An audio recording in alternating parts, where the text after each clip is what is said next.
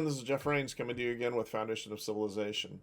Today I wanted to ask a question and try to address uh, whether Congress is actually behind the president's agenda, or are they just playing games so that they can maintain their cushy lifestyles in Washington, D.C. I'm looking beyond the rhetoric and the comments. I am looking to their actions to see, what do they really believe? And in life, you can look and you can see, if you follow somebody's actions, you can say, hey, yeah, they really believe that, or no, they don't really believe that. The these well they these guys are playing the DC two step as always, unfortunately. The most Before I take off too much here, please like, share, and subscribe. I really appreciate the help that you guys give me in getting the word out there and being able to get this message, my message, out to the whole world, or whoever was willing to listen. So the first thing that I want to look at, and I mean, for my whole life, we've been concerned about government overspending. And we've watched the government budgets creep up higher and higher and higher. And we've known that, more importantly, we've watched deficits creep up higher and higher. And I've seen people argue as to whose fault and who's more responsible with the finances and the arguments. Look, it doesn't seem to matter who's in charge. Everybody seems to really love spending more money than they take in. Before 2019, when the pandemic hit, the U.S. government spent about $4.5 trillion, like 4.44 trillion or something like that. So I'm just using easy math for me. During the pandemic, that increased to over $6 trillion, and now we're still over $6 trillion. So we bumped up. What is that? 30%? We're spending over $1 trillion more, almost $1.5 trillion more to run our government. And then people started asking questions. Actually, before the pandemic and the spending spree went haywire, people were asking questions as, where's the money going? Is it really getting us the things that we need and we want? Fortunately, there were sober minds that were asking the right questions. And finally, things came to a head with this president, and he established a commission, the DOGE group, and they've been uncovering trillions of dollars in waste. So, of course, some of it was also identified before this administration. There was $20 billion of known waste at the EPA. There was $40 billion going out through USAID. And if you look at where USAID was spending their money, yes, they were doing some good around the world. They were also funding wars like you wouldn't believe. There was $125 billion that they've saved by renegotiating bureaucratic processes. And one of the examples that they noted in that instance was they paid $32,000 to replace 25 cups. Who is making these deals? The incident the situation or whatever, where they found waste before this, one of the most egregious places that they found waste was $2.7 trillion in improper Medicaid and Medicare payments going overseas. And that went back all the way to 2003.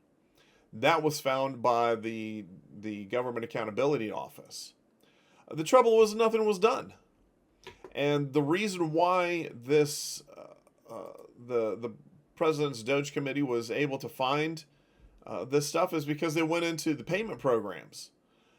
Now, these payment programs were supposed to be updated decades ago so that any president or any individual could go through and find where money's going, where is it coming from, where is it going to. Congress and the bureaucrats intentionally slowed down the process, or actually just got in the way of the process, to make sure that this stuff was never discovered. The systems were not updated. And it's stunning to me that we've got about half the country who are they're they're beside themselves by this stuff being exposed. And I'm going, what country do you want to live in? No country is going to survive if you don't get control of your finances.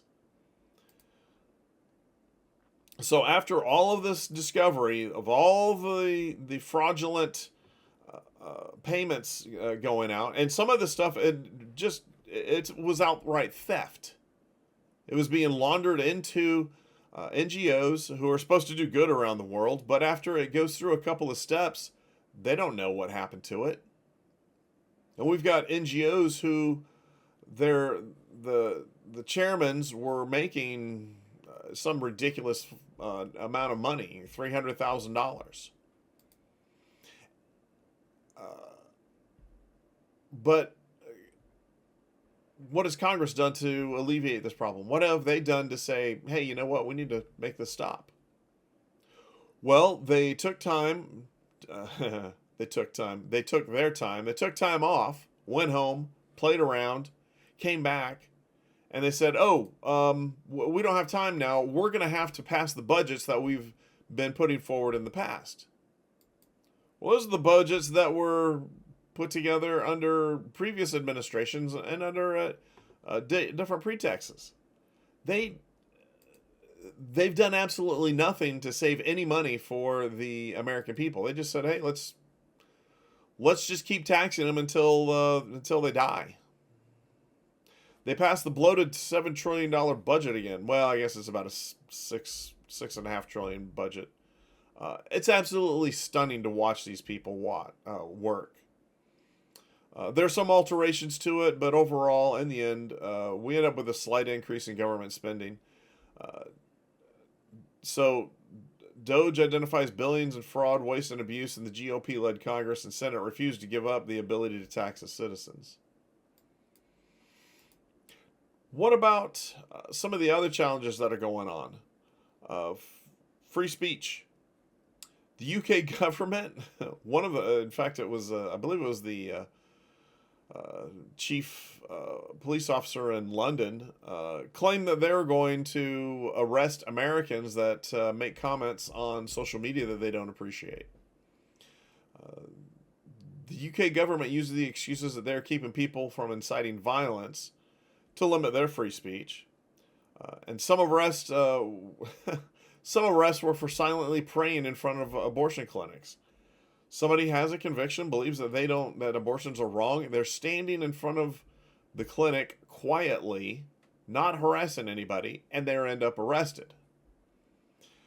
There are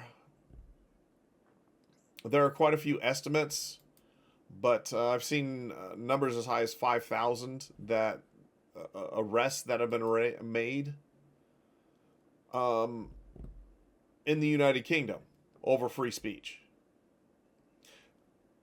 By way of comparison, Russia has not had that many arrests. Now, what has our congressman done? Have they stepped up and said, hey, we're not going to let anybody threaten our people? Nope. We haven't heard a peep out of them. The threats go very deep. In fact, oh gosh, I can't remember the perpetrator. I know Elon Musk was threatened if he didn't allow the EU to censor people's voices on X. There was another one they finally got into. I can't remember. Telegram maybe. When he flew into France, he was placed under arrest, and he was he was essentially forced to allow the government to get into his program. He was not very happy about that, but I think he was given a very, very serious order that he was going to, or he was in deep trouble. As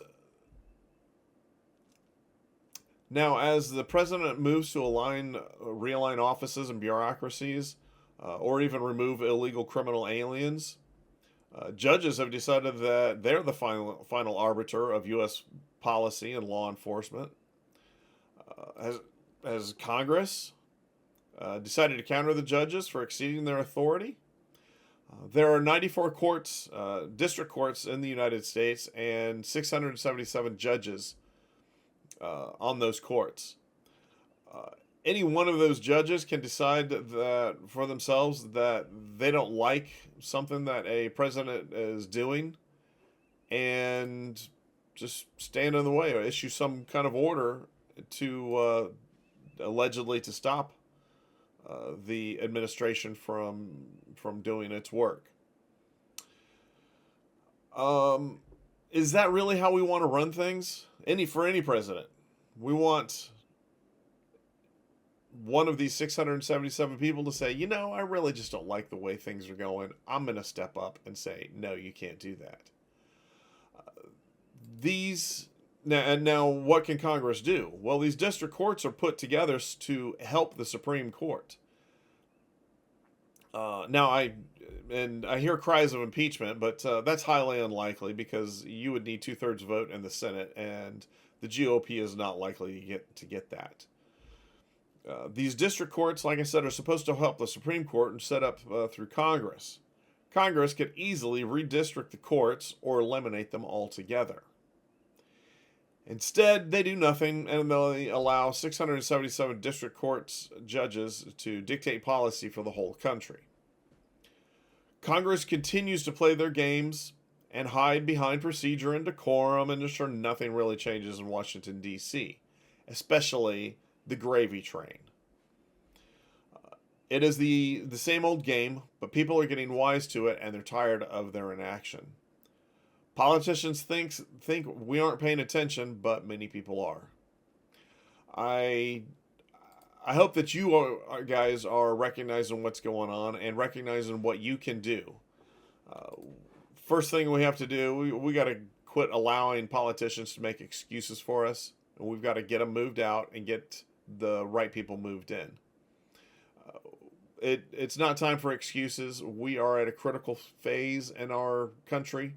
And if we don't get control of the fiscal problems and maintain people's rights, we won't have any rights, or it won't matter because we don't have any money to do anything with anyway.